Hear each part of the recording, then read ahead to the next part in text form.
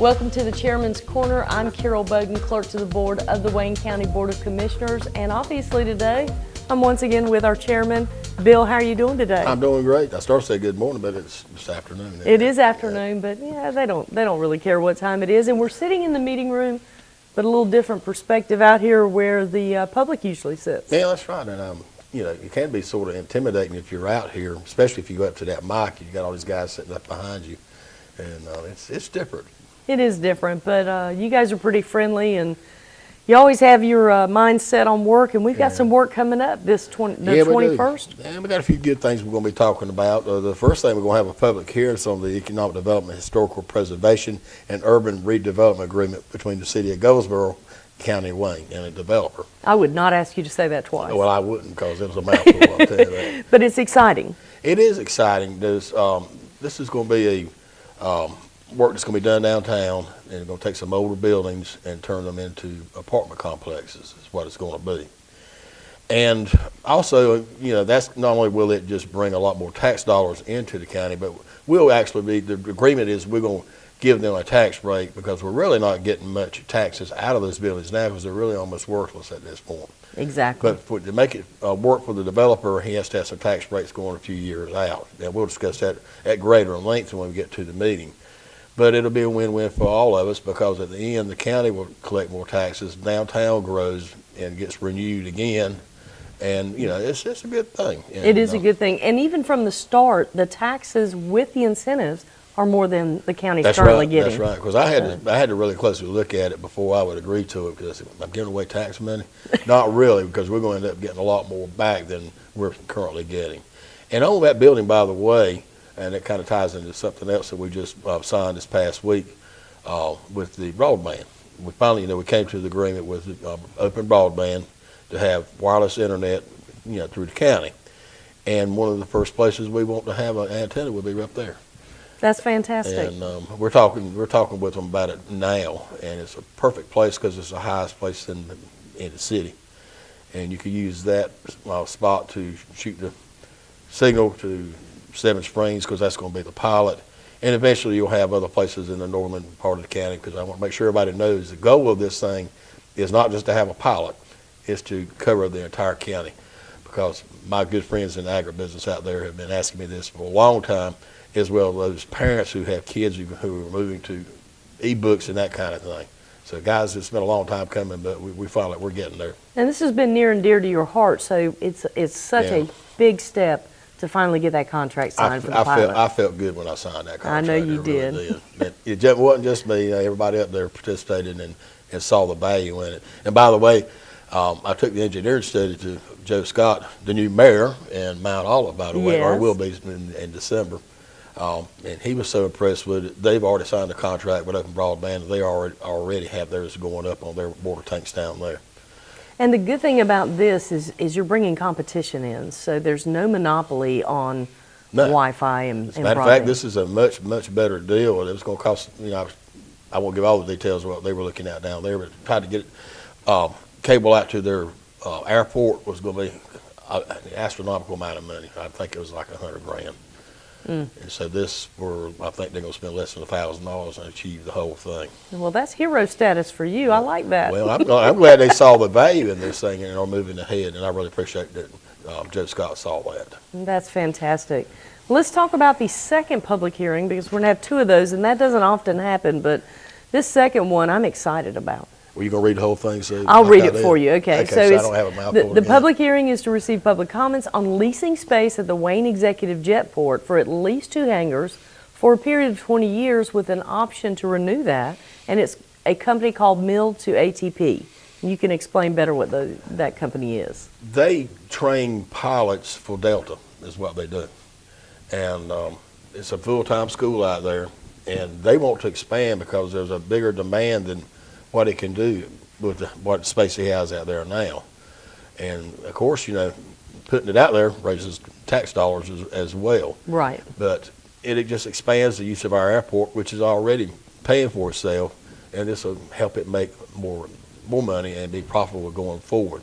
Because for many years, airports like that don't make money, and you have to supplement them But this one's doing well I was now. to say, Wayne Jetport broke that tradition. And we certainly don't want him to go somewhere else, so we decided we'd move forward with this as quickly as possible because it's so important for the future of that airport and the future of keeping that business here in Wayne County. 100%.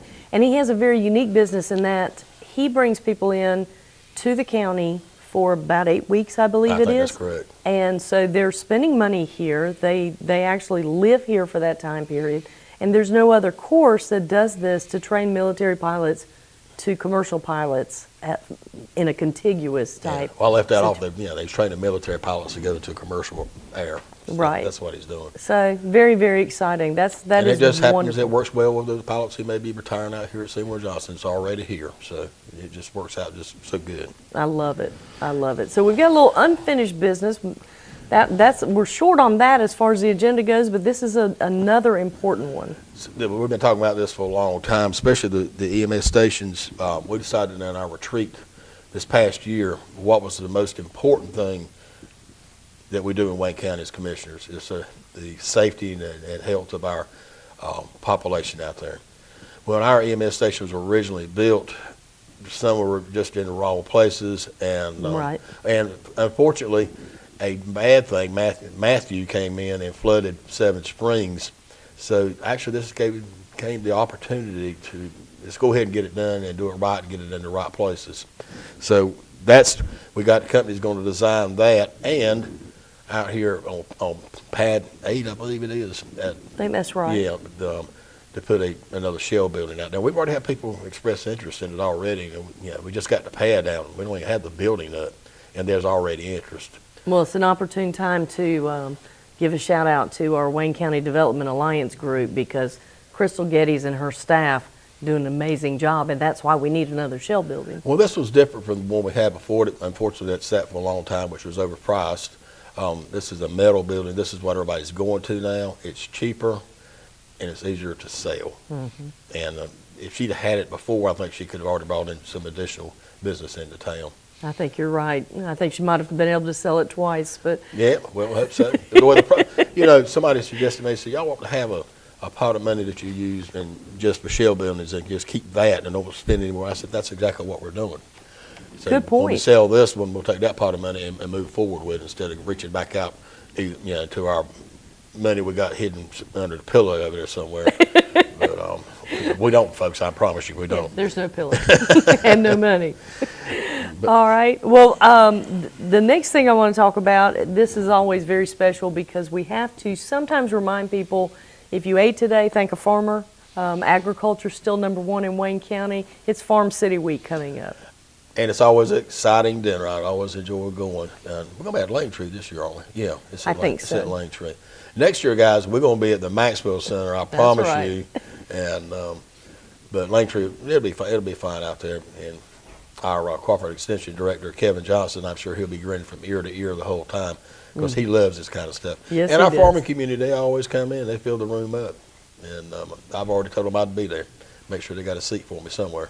Well, and it's a great opportunity to join farm and city people that don't necessarily know how important agriculture is to us. A lot of people think Seymour Johnson is the #1 thing, or maybe some of the industries, but no, it's farming. It's farming by far, and farms today are so different from when I grew up out and worked on the farm. I mean, this is big business. Do you think anybody walks behind a tobacco harvester anymore? No. That's what I remember about it. Yeah, maybe at 9 years old picking leaves up at the barn, stick barn, Yeah, I don't think they do that. They don't exist anymore. My daughter was really funny when she was a small child, and Linda and her were traveling back and forth to school, and they went by an old tobacco barn, and she says, Mama, says, those people must really be poor. Oh, my gosh. She thought somebody lived in there. Oh, that's funny. I'll never forget that. If she only knew the truth. All right, the next thing is the stream debris removal project. We're actually going to award a contract, and this is for phase 3. AK Grading is going to handle this for us. That's right. When we bid it out the first time, the bids came in so low, we actually had extra money. So we had soil water go back out and take a look to see what else needed to be done. So we're going to go out and try to complete that with these dollars. And there may be some more money coming down the road. We hope so. Yeah, I hope so. And another direct result of this is phase 4, we've got to reject those bids when I guess maybe they found out it was too low, they went too high the next time, bid beyond what we have funds available for. That's right, that's exactly what happened, So that one's going to happen next. Then let's talk about this 233-page facilities master plan. No, it's not that big, but it seems like it. What, 49, 50 projects? That's finally going to be presented to the full board. Well, what we wanted to do is to let everybody know what the plans are, and how we plan to approach those projects. Obviously, you can't do them all at once. We don't have that kind of money. There's no way. So we have to prioritize which ones are the most important and hit those first. You always get hit with something that you never know about. So the number 1 through 10 may change. Right. But this is like 1 to 52 or something like that. It's ridiculous. But it's a good ridiculous. It's important that the public knows that we are thinking about the future. And because there are a lot of changes that we've done a lot of things, but a lot more things need to happen. Oh, absolutely. And you guys are doing a phenomenal job of trying to pace it out. Like you said, be prepared for the things that could happen, but also look towards the future. You can always count on something biting you. No, let's not. Let's get through the rest of the year bring without up bad it. news. No, definitely not. And then finally, I think this is kind of fun. It goes back to the farm situation. The county actually has some farmland. We have quite a bit of farmland, actually. Yeah. And so rather than just let it sit and become unused, you have a way of leasing it out to farmers. We lease it out to the farmers. And 3 years ago, we made a decision to go away from sealed bids. And the reason we did that, there were some farmers out there who had some of this property. They spent a lot of their money bringing the farmland up to where it should be. Sometimes that didn't always happen. So they had a big investment in that, so they wanted to make sure that they had it again so they could at least recoup their investment. Right. And I think that's fair. And then when you got here, matter of fact, it'll take place in this room. You can bid, and if you want it badly enough, then you outbid your competitor. And I think that's the fairest way to do it. I think so. And then they get, my understanding is the leases are for 3 years because they are investing so much, plus they get the soil basically to where they want it to be. Yeah, Kevin, and then it's our extension director told us in about 3 years that they had recouped their money from the soil and the lime and all that. And some of them, they had to go out there and had to dig up stumps, and they had to level the land so it would drain the right way and that kind of thing.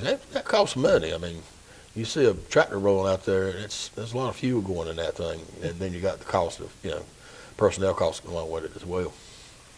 Well, I think we've covered everything. Yeah, I think so. I'm surprised, but December 5th is going to be just as exciting and really jam-packed because we backed off of some things for this coming Tuesday. Yeah, we have, and it's going to be a long meeting. I hope next Tuesday is not too bad, not too long. I hope so too. And hope you don't have to bring lunch and supper in. Yeah, we'll see. Lunch maybe, definitely not supper. But before we do end, I want to say a couple of things. The Maxwell Center commemorative brick paver project is going strong. We've probably... I meant to ask you about that.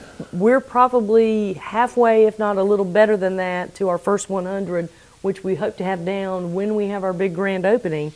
So if you want to be part of that first round, give us a call, go on the website. You can find it all at waynegov.com. Pat and Wayne and Bria do a great job of putting it on social media. So just follow us. Follow Wayne Government on any of our social media sites or at waynegov.com and go to that site. Also, the Maxwell Center site has it on there. Yeah. So I'm thrilled at Wayne County jumping out and saying we want to leave our mark on something that we've all waited for. So yesterday at Highway 70 corridor meeting, I gave the welcomes I told you, and I was able to brag a little bit about the Maxwell Center. And fortunately, John Pike was sitting in the room, and I thanked him and the entire Maxwell family for what they've done for us to get this thing off the ground, because their support has been huge, and everybody's has. I'm not, anyway, I told them, I says, guys, next year when we open in March, the next time we have this meeting, I want you guys to have it out at the Maxwell Center. I love it. That's fantastic. And I said, by the way, you can also buy brick paver. Good.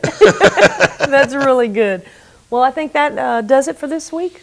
I think so. All right. Well, don't forget the Wayne County Board of Commissioners meeting is November 21st. It starts at 8 a.m. with the work session and the agenda briefing, and then we'll have our regular meeting at 9 o'clock. Obviously, public's invited to attend. We'd love for you to come in and sit down and hear what the commissioners have to say. If you're unable to attend the board meeting, watch your government at work by visiting Ustream. That's at waynegov.com. Under Resources, click the link Commissioners Meeting Live Broadcast. You can also watch it on WGTV, Channel 10, Channel 99 at 7 p.m. That's on Tuesdays and Thursday nights. Thank you so much for joining us.